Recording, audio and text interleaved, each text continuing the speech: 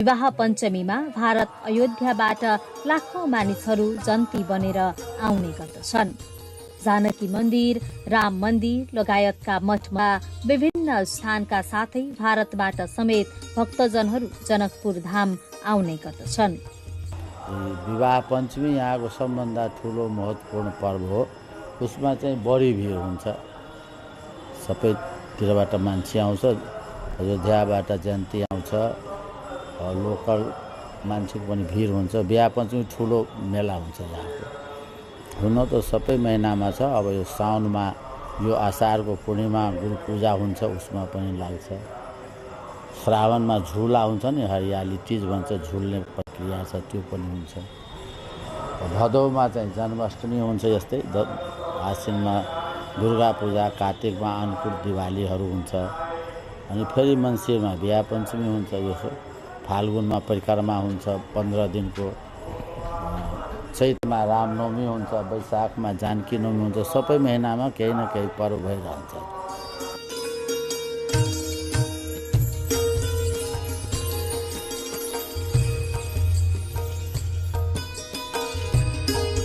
जनकपुर धामको पौराणिकतालाई दर्शाउने मणिमण्डप। भगवान राम र माता सीताको विवाह भएको स्थलको रूपमा ख्याति प्राप्त मणिमण्डप पुरातात्विक दृष्टिले अति नै प्राचीन मानिन्छ। यो मण्डपले मिथिला सभ्यताको प्राचीनतालाई समेत दर्शाउँदछ। यो तपाईको त्रेता युगमा जुन समयमा भगवान रामको बिहे भएको थियो नि, त्यो बेलाको यो मण्डप हो। या यो भूमि छ नि, जुन माटो छ नि, हाम्रो पूर्वजले यो माटोलाई नै पूजा गरेको थियो पहिला। अहिले तपाईको त्यो बाँसको झोपडी बनाएर पूजा गर्दै आइरहेको थियो। त्यसपछि यो तपाईको 2007 मा इन्डियाको डेटमा जयपुरको आन्सर यो बना।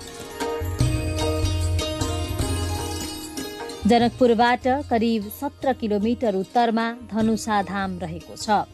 राजा जनकले आफ्नी छोरी सीताका लागि आयोजना गरेको स्वयम्वरमा भगवान रामले तोडेको शिवजीको धनुषको 3 टुक्रा मध्ये एक टुक्रा यही झरेको थियो भन्ने मान्यता छ। यही स्थानमा अहिले धनुष मन्दिर समेत रहेको छ। जानकी मन्दिर दर्शन गर्ने जो कोही धनुषा धाम पुग्ने गर्दछन्।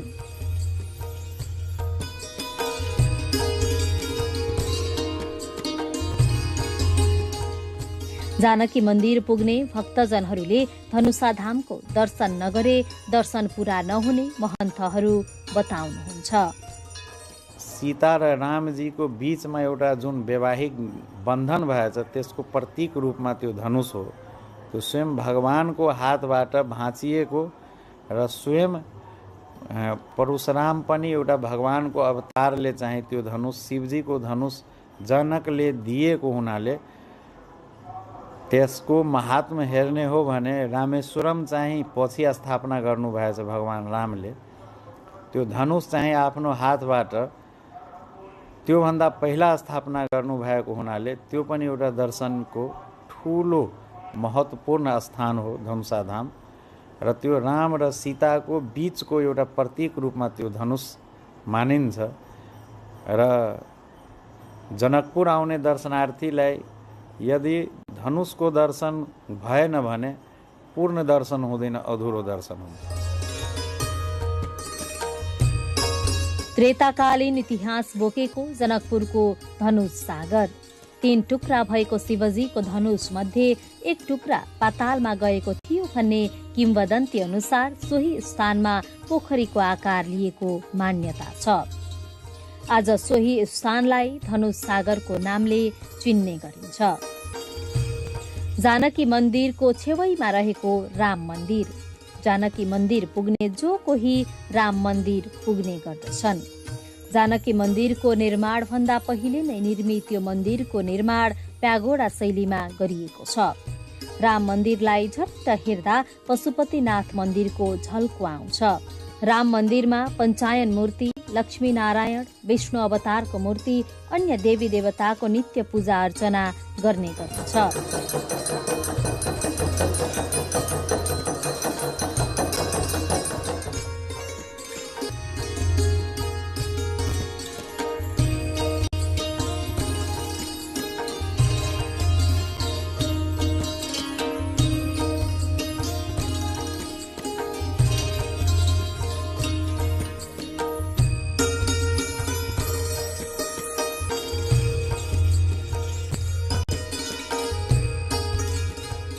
मन्दिरमा रहेका ती मूर्तिहरू चतुर्भुज गिरीले फेला पारेका थिए।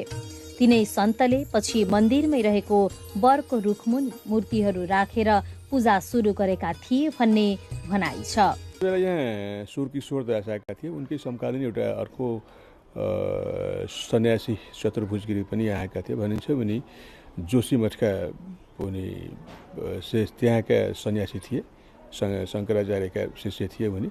अनि उनी पनि मिथिला खोज्दै जनकपुर आएका थिए। यहाँ बस्दाखेरि एउटा भनाइ के छ भने उनी यहाँ आउँदाखेरि अहिले जहाँ राम मन्दिर छ त्यो राम मन्दिरकै ठाउँमा एउटा रुखमुनि बसेका थिए। उनीलाई स्वप्न भयो अरे, त्यो भनाइ छ एउटा किंवदन्ती जस्तो। उनले त्यहाँ खन्दाखेरि त्यहाँबाट मूर्तिहरू फेला पारे, लक्ष्मीनारायणका मूर्तिहरू अहिले पनि त्यहाँ लक्ष्मीनारायणका मूर्तिहरू त्यहाँ छ त्यहाँ, र अहिले राम मन्दिरका भएका मूर्तिहरू पनि छन्।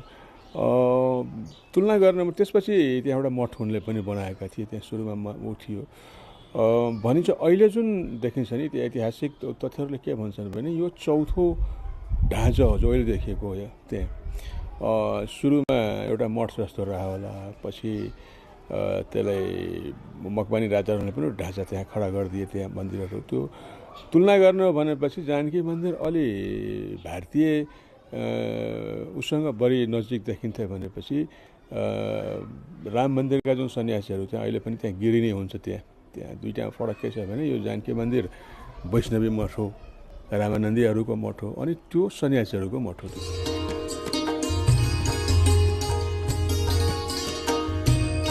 जनकपुर धामका पुराना मन्दिरहरूमध्ये लक्ष्मण मन्दिर पनि एउटा हो। यो मन्दिर जानकी मन्दिर अगाडिको विशाल प्राङ्गणको उत्तर पूर्वमा पर्दछ। यस मन्दिरमा मुख्य रूपमा भगवान सीताराम, लक्ष्मण र लवकुशका धातुका मूर्तिहरू राखेर पूजाआजा गरिन्छ।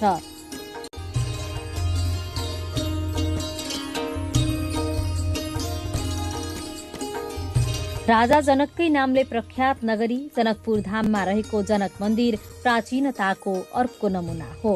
यो मन्दिर धनुष सागरको उत्तर पश्चिम डिलमा अवस्थित छ।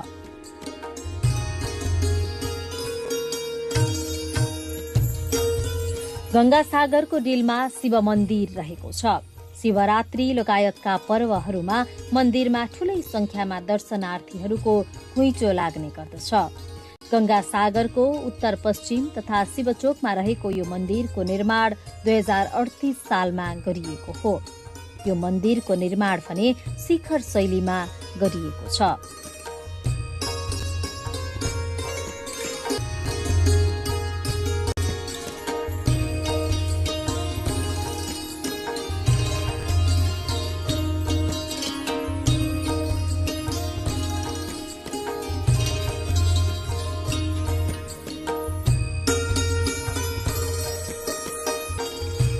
जानकी मन्दिरमा बिहान 7 बजे र बेलुका 8 बजे आरती हुने गर्दछ। संगीतमय यो आरती हेर्नका लागि श्रद्धालुहरूको भीड नै लाग्ने गर्दछ। बिहानको पूजापाठ हो वा दिउँसोको रामायण पाठ अथवा भजन कीर्तनदेखि साँझको आरतीसम्म यहाँ भक्तजनहरूको भीड लाग्ने गर्दछ। यसले जानकी मन्दिर प्रतिको आस्था र विश्वासलाई समेत झल्काउने गर्दछ।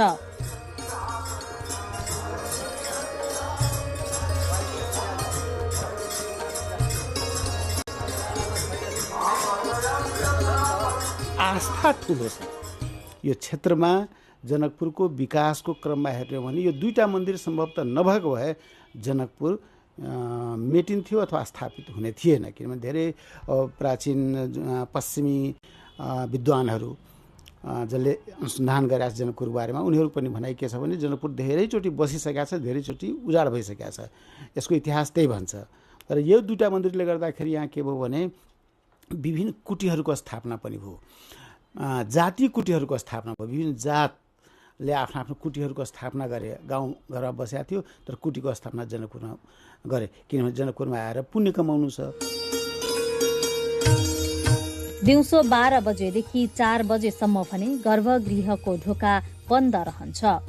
गर्भगृह पछाडि सांस्कृतिक संग्रहालय रहेको छ। यो संग्रहालयले यहाँ आउने जो कोहीको मन लोभ्याउने गर्दछ।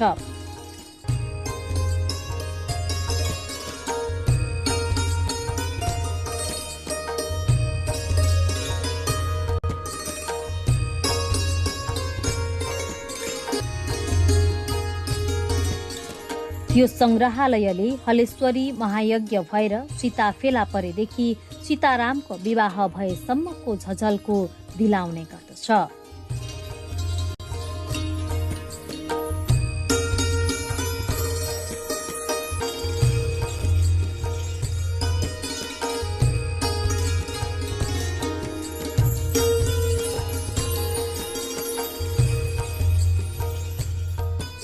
जानकी मन्दिरमा हुने महन्तको कुनै पनि व्यक्तिगत व्यवहार, कुल, परिवार नहुने यो वैष्णव धर्मको परम्पराले सञ्चालन भइरहेको छ। वैराग्य परम्पराले चल्ने यो मन्दिरको हालको पुजारी महन्त राम तपेश्वर दास हुनुहुन्छ। महन्तको 2, 4, 10, 20टा चेला हुन्छ। त्यो चेला मध्ये चाहिँ यहाँको नगर समाज, यहाँको महन्तजी होइन, जसलाई लायक सम्झिन्छ उसलाई चाहिँ बनाउँछ। मरेपछि उसलाई दाह क्रिया गर्छ। त्यसपछि यहाँको समाज उसैलाई महन्त बनाइदिन्छ अनि गुड्स स्थान उसैलाई समर्थन दिइदिन्छ। यही परम्परा छ अहिलेसम्म। छोटगुठीको रूपमा रहेको यो ऐतिहासिक मन्दिर भेटीबाट सञ्चालन हुने गर्दछ। छोटगुठी भएकै कारणले 3 तहकै सरकारसँगैका कुनै पनि गुठी संस्थानले यसमा लगानी गरेको छैन।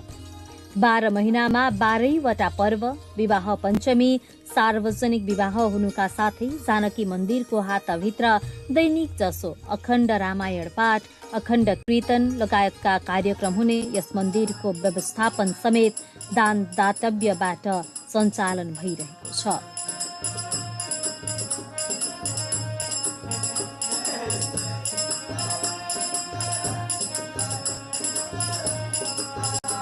यो जानकी मन्दिर चाहिँ छुटगुठी अन्तर्गत पर्छ। अनि गुठी स्थान र हाम्रो जुन लाल मोहर छ नि त्यसमा लेखेको छ यसको जुन सम्पत्ति छ, यसको जुन साधन स्रोत छ, यसैबाट चाहिँ यसलाई सञ्चालन गर्ने भएन भन्ने महन्जी स्वयं यसको व्यवस्था गर्ने।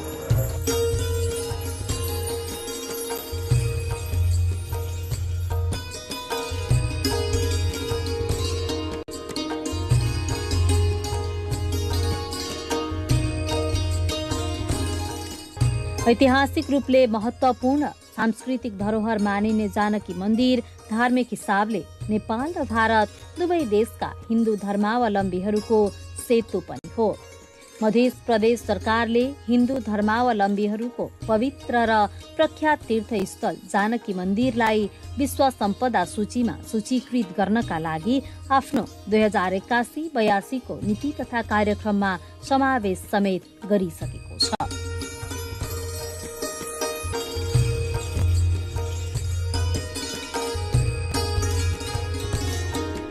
धार्मिक पर्यटनमा अथाह सम्भावना बोकेको जानकी मन्दिर लगायतका ऐतिहासिक धरोहरहरूले हाम्रो संस्कृति र परिचय झल्काउँदछ।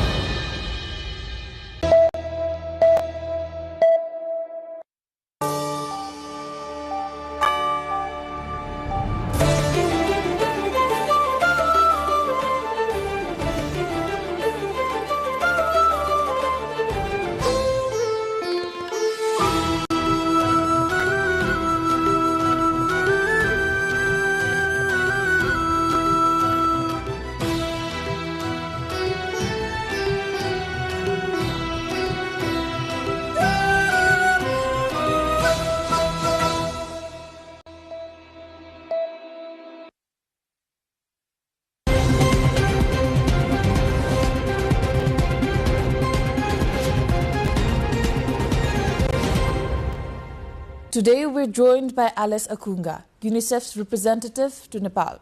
She brings long-standing experience from multiple regions across Africa and Asia, and her work focuses on strengthening systems that protect and uplift children. In Nepal, she leads UNICEF's mission to ensure every child has access to safety, education, and opportunity. Welcome, Alice. We actually had a very hard time to get a hold of you because I know that you've been a very busy person.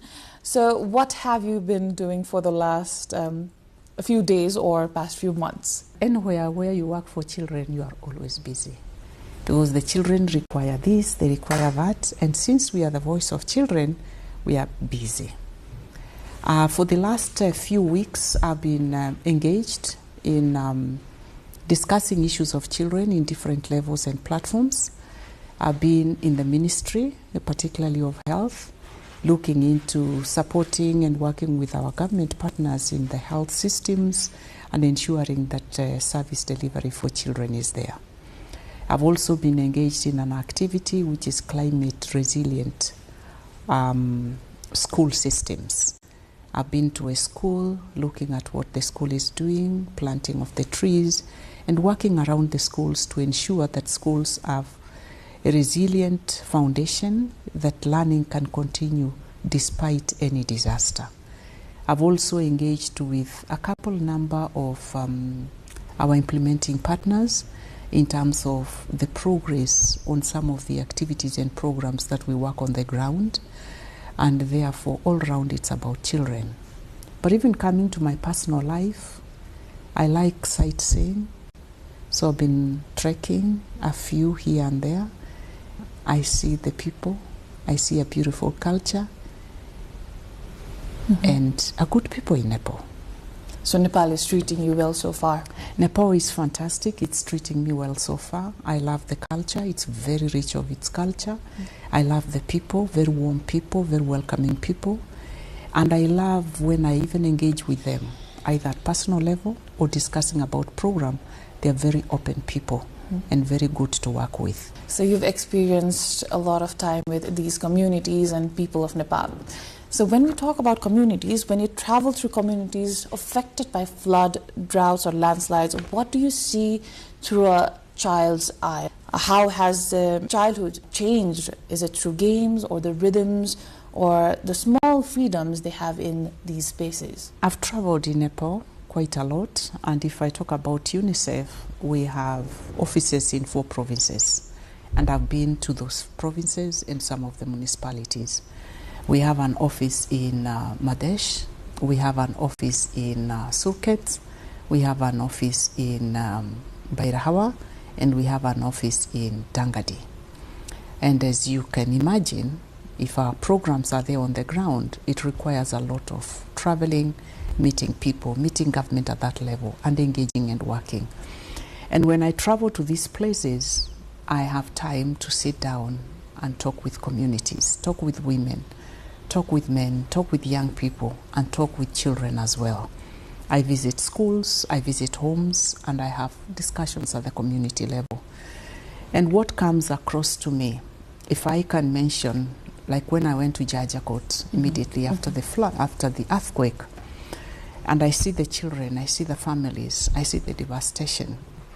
Really for me, the broken school that once echoed with laughter, right, and happy children playing around, and how it has been devastated, and it now lies in ruins of bricks, right, with books, scattered all over the place.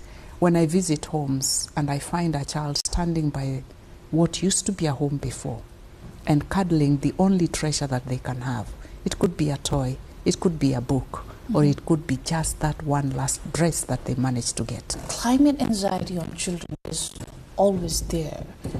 And so when a child loses their home or school, what does resilience feel like to them? Is it survival, strength, or is it something more?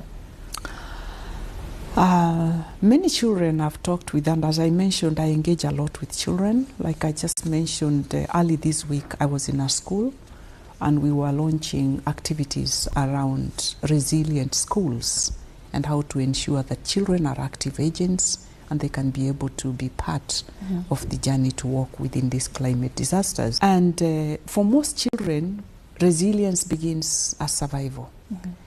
It is when the tragedy strikes, and then it is coping with that loss and coping with that fear and the uncertainty and anxiety.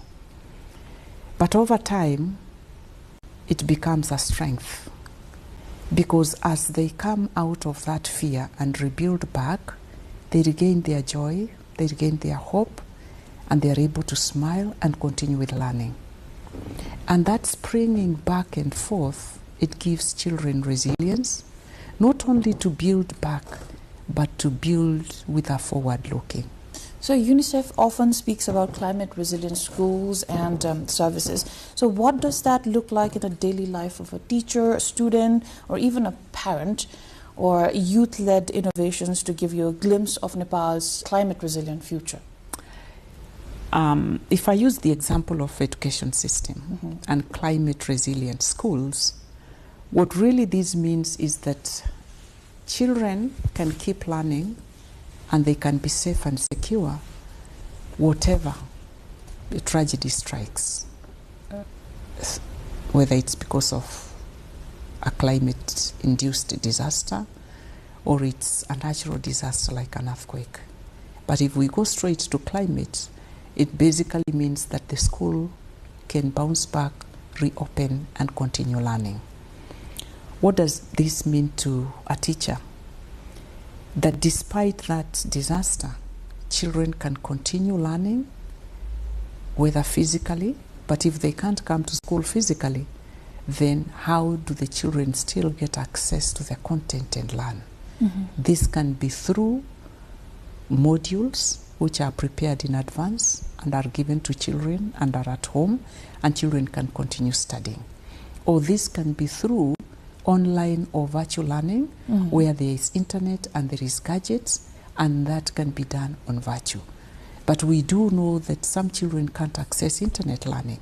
But then how do we make sure that materials are available and children have books at home, children have content at home, and children can continue learning?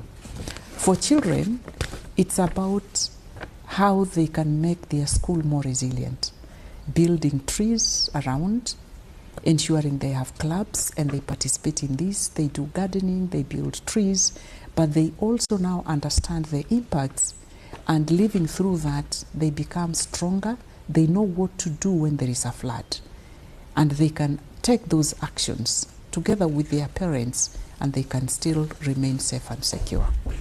So how is the climate change reshaping the future of these families, and how does this impact their daily routines, from walking through floodwaters to fetching safe and clean drinking water, or even attending school? How do parents and children manage it?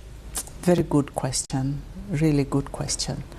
The climate crisis is changing daily lives in every aspect of life and in every corner of Nepal.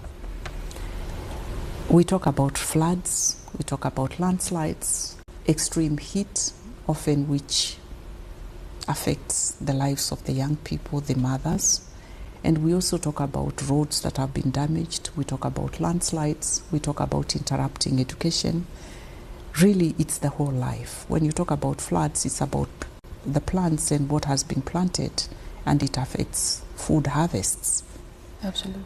So it's the entire life cycle. But if I come back to the life of a child, it's loss in going to school and how to adjust to the hours of learning.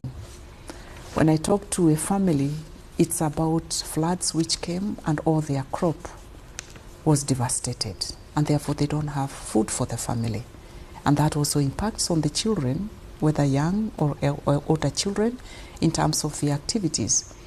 When it comes to water, it comes with also severe water shortages, because sometimes water sources are affected.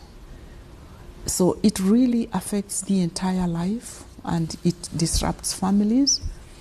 But more and more, we realize that children understand what it means, are gaining resilient, And they are talking about climate change honestly among themselves. They are mobilizing themselves in terms of what to do at home or in school. And therefore you see a group of young people that are informed and that are ready to action things they can do, but also advocate to what governments can do, to what parents can do, to what communities can do. So you see a future forward-looking people who want to be active to make the environment better for the future. These children who have been through these natural calamities, they go through food insecurity as well. And for a very long time, they have managed to adapt to these circumstances, right? So how do you think traditional or local knowledge played helping these children and families adapt to it? Fantastic question, because as you know, we all come from communities, and communities had their knowledge, and they understand the environments, and they understand the life around that context, and there is a lot of knowledge and wisdom in communities which has been passed down through generations. Communities have long built homes on raised grounds. Communities knew seasons, and they knew how to store their harvests for both the winters and during the hot seasons. Communities planted trees along the river banks, and they knew seasons when the rivers would rise, and therefore they knew the protection measures they would put in place. Communities planted certain species of trees which they knew they are both medicinal, but they can also be used for firewood. So communities collectively have a lot of knowledge, understanding their own context. And the most important thing is how we pass this knowledge down, how we preserve it. But in addition to that, how we use also the latest knowledge and discoveries in science and research. And combining these with the traditional knowledge which comes from the context, and how we combine this so that we can make more resilient communities using both traditional knowledge but also what science has discovered through research. The technology has to work within the context and within the community. So getting those two together, it then comes up with innovative solutions that are context specifics and that can work within the communities. So Alice, I want to talk about emotional and psychological impact on these children. So there are a lot of emerging climate activists and young climate activists, in fact, like Greta Thunberg is a great example. And the emotional toll of climate change on children is often seen as silent one. So do you think they express their fears or hopes, or how do they express their fears? Children can keep a lot, and they may not have an environment conducive for them to be able to express themselves. Because we know that sometimes when they are hurt, there is a lot that goes on in the mind, but then they don't have an environment they can express it and be able to be understood. So the emotional impact is very deep and not always visible, because you could see children quiet and seated down, but there is a lot going on in their minds. And what we see as we talk and work with children is that many children express their fears through drawings, through poems, through songs, through drama, and through their little stories amongst their peers. And if I can express, again, I go back to when I visit communities. When I visited this community in Jajakot, and I had a discussion with the community people, and we wanted to understand how we can support, because their homes had been damaged, the water pipes had been damaged, and the schools were damaged, children were at home, they had lost their loved ones, so the impact was great. And as I sat there discussing with them, because it was the community and the community leaders were there and the mothers and the fathers, and we were having a discussion. I mean, right next to me, on my right-hand side, seated on the grass, were a group of children. And they had little sticks, which I believed they wanted to play with the sticks because, you know, children will always be children. Yeah. But then they were building little things and they stuck them in the soil and they put another one on top and they built something on top, and it caught my attention. And at the end of the meeting with the community, I looked at the children and they were smiling and they were laughing and clapping. I said, "Hi, what have you been doing?" They said, "We were building a house." And I said, "Wow, what house is this? What were you thinking when you were building it?" And you know what they told me? They told me, "We are building a tall house, a strong house, that when we have an earthquake, our house will not fall down." This is a very powerful message because the children are thinking, our houses are made of this material, everything is fallen down, and therefore what we need is a very strong house. That talks about the foundations, it talks about resilience, it talks about how the children see it in the mind, what they can do and how they can do. And really that for me touched me, because it's about what can we do? We need a better home, we need a better house, that it cannot be damaged the way our houses have been damaged. And that is another way of children bringing out what is troubling them in their mind, but at the same time, by building it and speaking to it, it helps them emotionally to be able to speak to the issues and get them out. So their creativity, and I've seen children come out of that. And I visited another one which was a temporary shelter that had been put in place for learning, a learning space. And there were tents, and children had been told to come back to school. Why? Because emotionally that helps children to be in school, to be together, to have games, to say their stories, to share with each other, and to be able to pour out their heart. And through that, the teachers also get a healing, and you can get a counselor who can be talking to the children.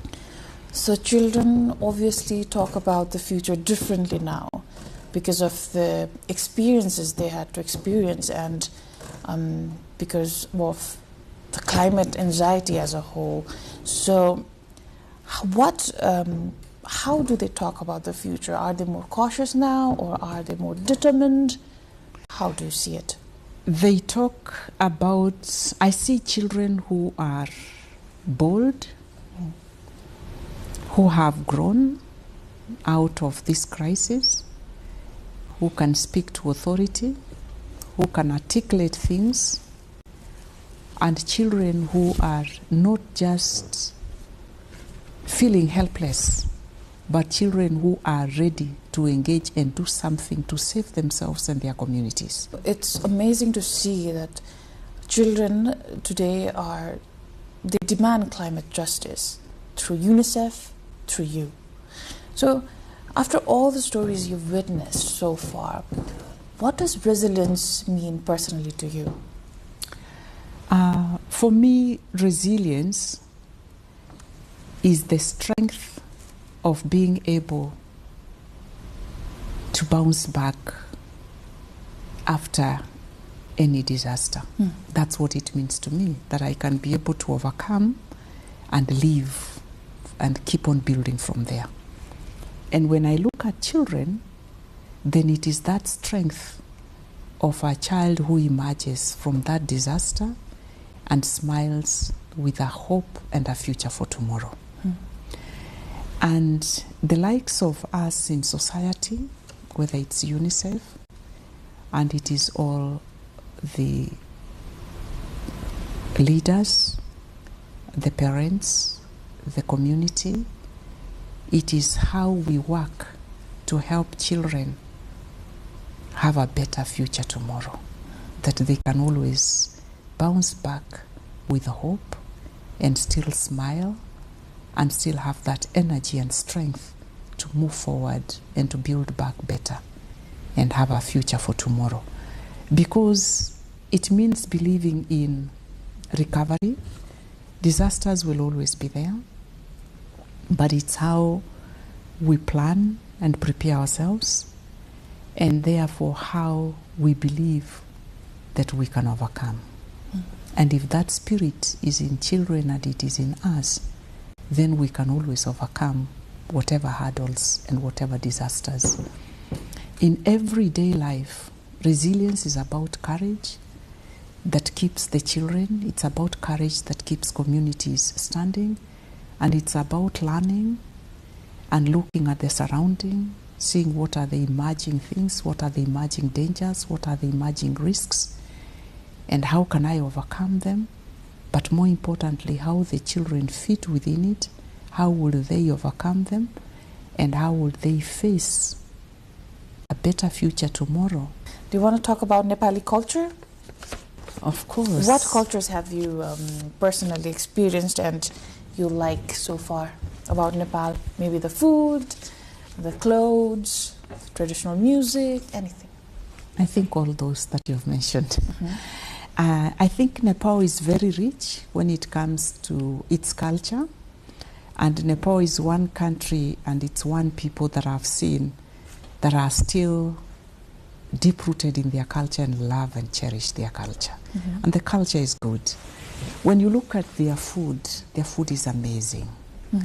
I've been in different parts of the country, and every time I go out there, I'm able to taste. It could be the same food, but it's cooked in a different way about that culture.